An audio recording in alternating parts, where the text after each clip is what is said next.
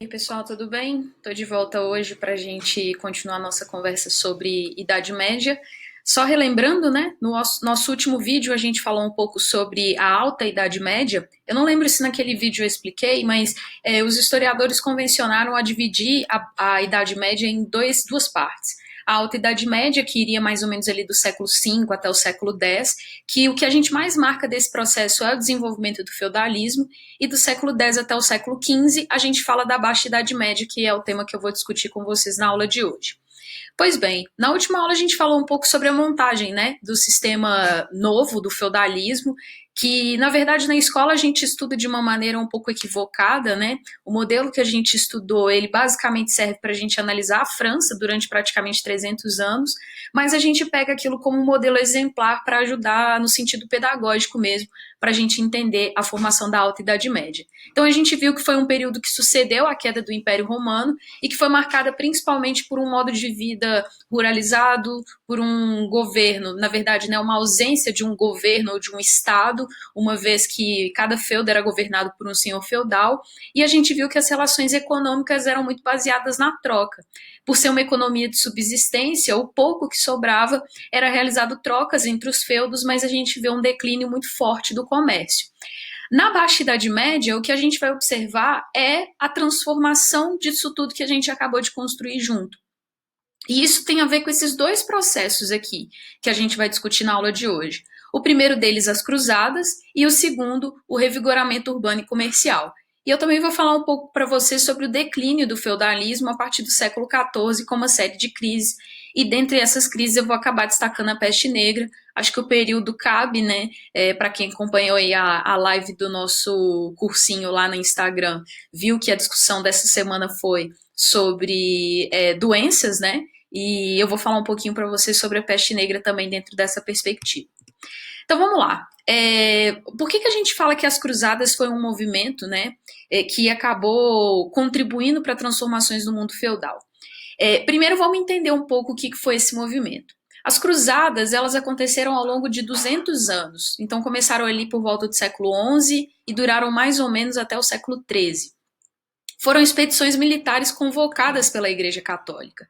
E qual que era o objetivo, né, dessa guerra santa que a Igreja Católica decretou? A cidade de Jerusalém, ela nesse momento estava dominada pelos árabes, pelos muçulmanos. Desculpa, pelos árabes muçulmanos, né? Porque nem todo árabe é muçulmano. E aí, basicamente, o que a Igreja Católica queria? Retomar, reconquistar o controle da cidade de Jerusalém. Um parênteses, tá, pessoal? A cidade de Jerusalém é uma cidade em conflito até os dias de hoje. E vamos lembrar que ela é importante no cenário político, mas também no cenário religioso, por ser considerada uma cidade santa para as três maiores religiões monoteístas: para os judeus, para os católicos, para os cristãos de modo geral e para os islâmicos também. Então, Jerusalém sempre foi um território de disputa e, no mundo antigo, principalmente por causa da localização. É uma cidade muito bem localizada, principalmente no que diz respeito às questões das rotas de comércio, né?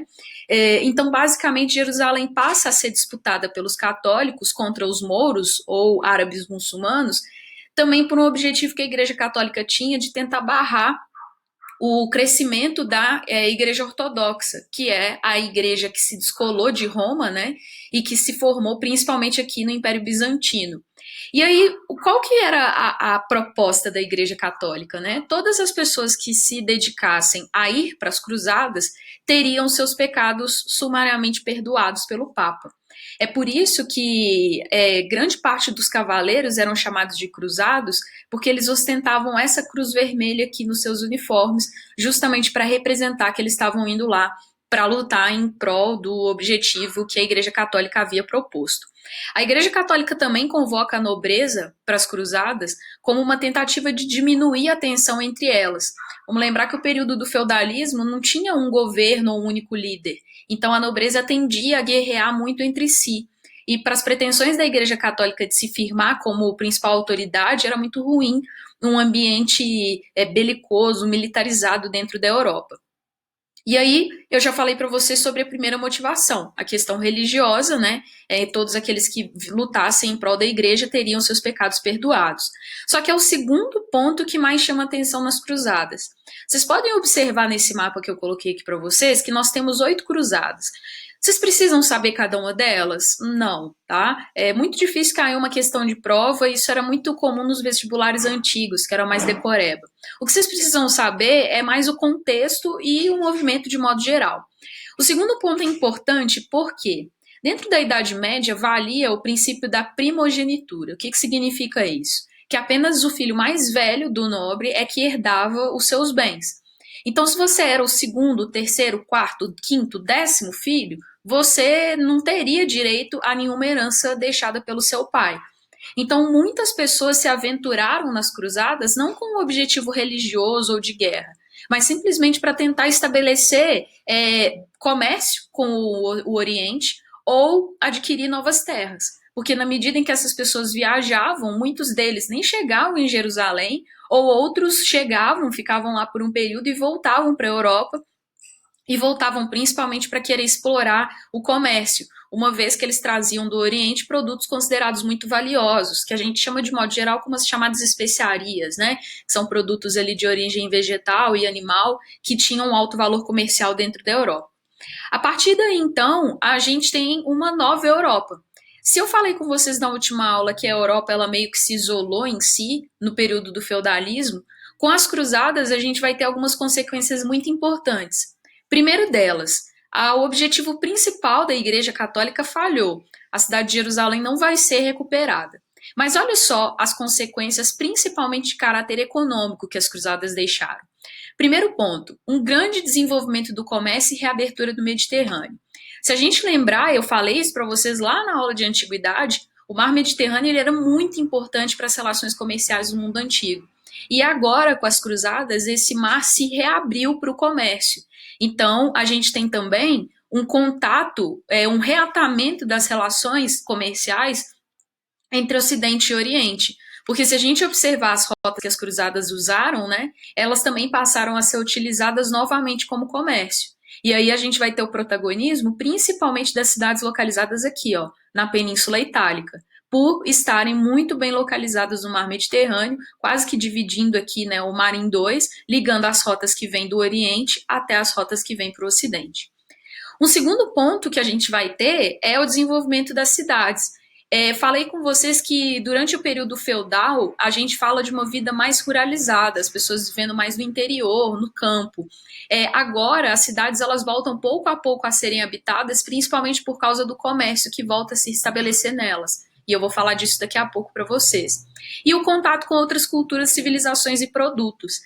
Grande parte do nosso conhecimento, pessoal, científico, médico, isso a gente bebe muito das culturas orientais. Inclusive, é uma falha muito grande que o ensino de história tem, que é focar muito somente na Europa e às vezes a gente esquece disso e voltar para outras civilizações.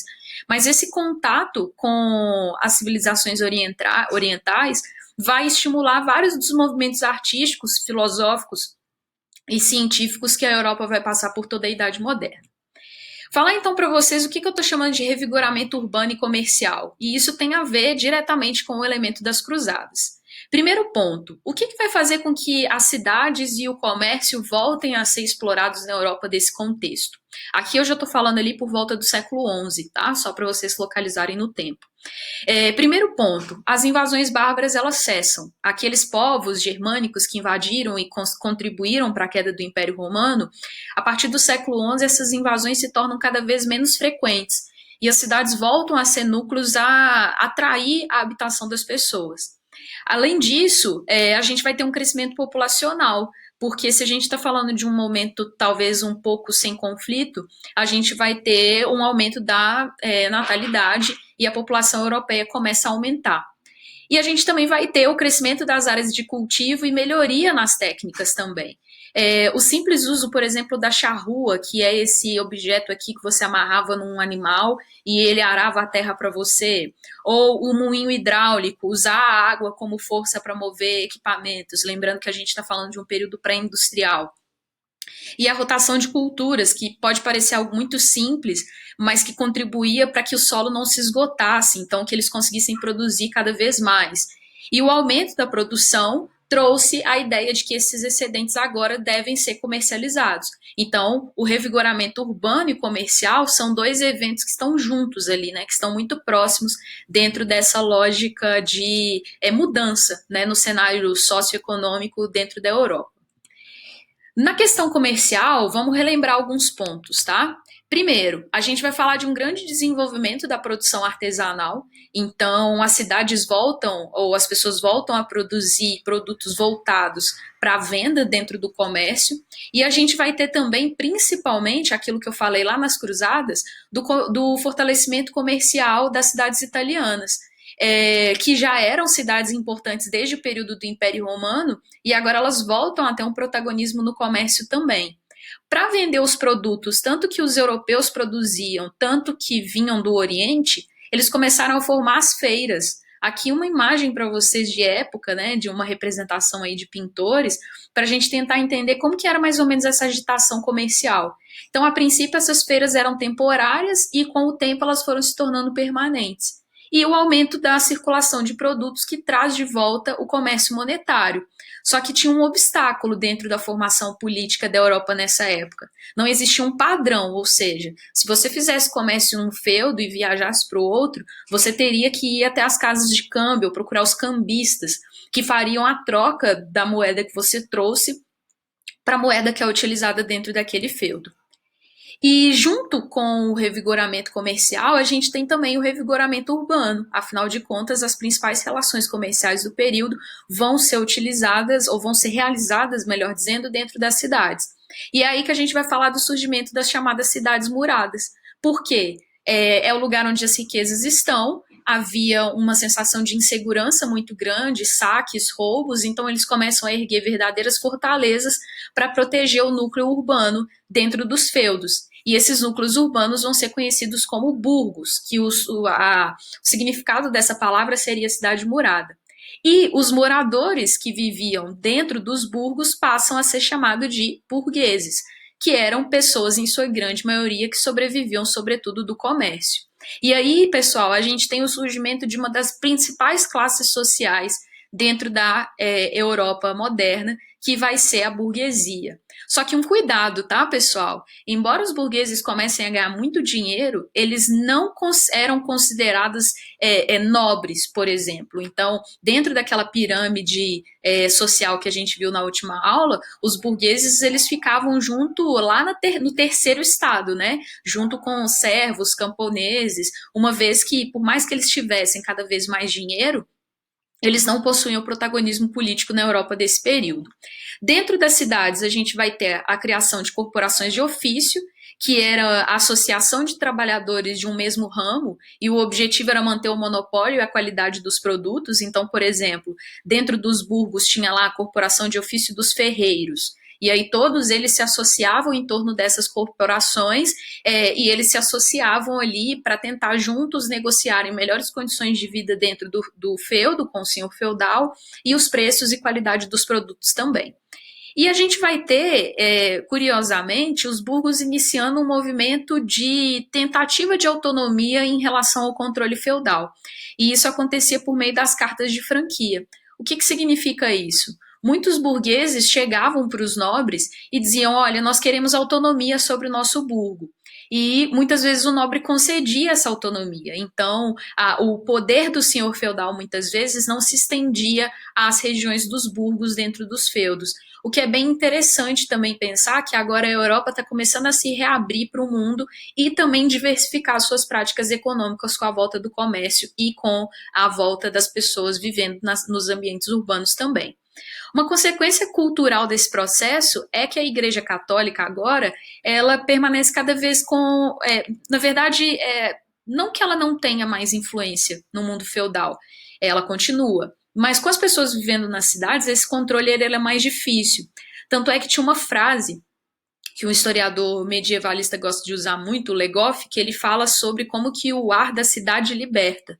Muitos servos fugiam do campo para a cidade, e se em cerca de um ano o senhor não reclamasse o retorno desse servo, ele era considerado livre. Então, as cidades passaram a ser vistas como um ambiente onde servos e camponeses iam para tentar buscar uma vida sem muito domínio de um senhor feudal. E aí, dentro das cidades, eles ocupavam cargos como, por exemplo, pintores, serralheiros, açougueiros, empregados domésticos e por aí vai. Pessoal, eu vou parar por aqui para o nosso vídeo não ficar muito extenso, mas na segunda parte eu vou voltar para falar um pouco sobre a crise do século XIV, com ênfase na peste negra, porque acho que, dados os tempos que a gente está vivendo agora, é um pouco pertinente a gente falar sobre essa peste. Então eu volto daqui a pouco para a gente falar da segunda parte desse vídeo, tudo bem? Um beijo para vocês e bom estudo!